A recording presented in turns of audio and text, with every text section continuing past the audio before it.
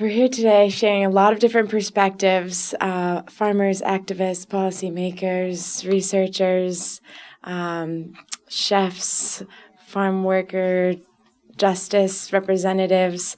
What are you most excited to bring to Food Tank today, and what are your expectations?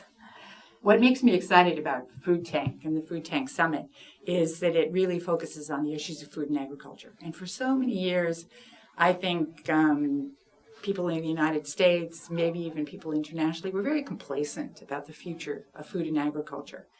And 2008 kind of changed that picture. Global food price spikes, drought starting in California. And all of a sudden, food and agriculture became kind of topics that everybody wanted to address.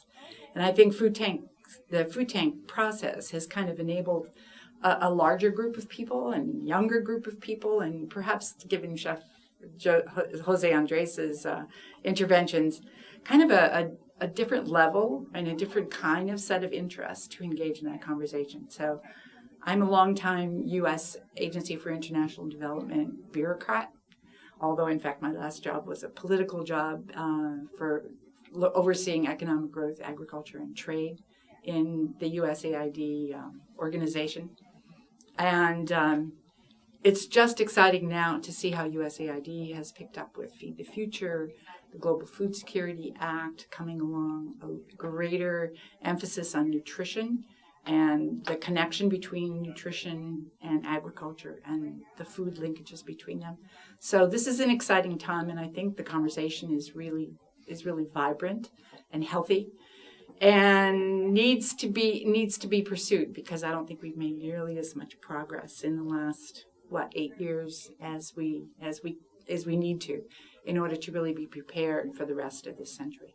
Well, I would say, though, do you think that, in part due to former First Lady Michelle Obama, that she almost showed that food and agriculture and nutrition and dirt under your fingernails, there was almost like something sexy about it. Like she tried to say, like this is something we should all be on board with.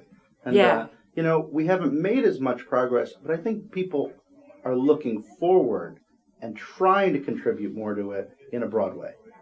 Yeah, Agree or disagree? I think Michelle Obama was a terrific champion for kind of the importance of food and agriculture and exercise and living healthy, I think, as she put it.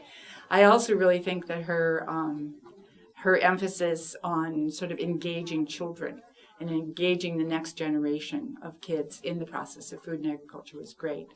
That, to me, though, that's kind of the tip of the political iceberg. I think the bigger part of the iceberg is actually in the countries that are still regions of the world that are still very much concerned with hunger, having 730 million hungry people around the world, according to the estimates, and increasingly are overweight and obese. So I think policymakers today, unlike when I started at USAID, and we were very much focused on hunger and undernutrition, today, if you're a policymaker, you really do need to have the Michelle Obama enthusiasm and say, wow, it's not just about hunger, but it's about overweight, obesity, health in terms of exercise, getting out there, doing things. So I think the challenge has become bigger, actually, and there are lots more people engaged. So we're looking at population growth in Africa, where I worked for many, many years.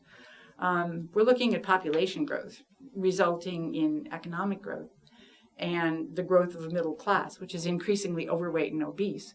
But we're also still looking at some stubborn poverty and some stubborn hunger. And so, I think we have that. Yes, it's terrific to have a political spokesperson who gets out there and really she cheerleads on these really important issues. But there are lots of other actions that need to happen as well to carry through and to do it on a sustainable basis. If I were younger, I'd be looking at my next 20 years of my career to be able to do that.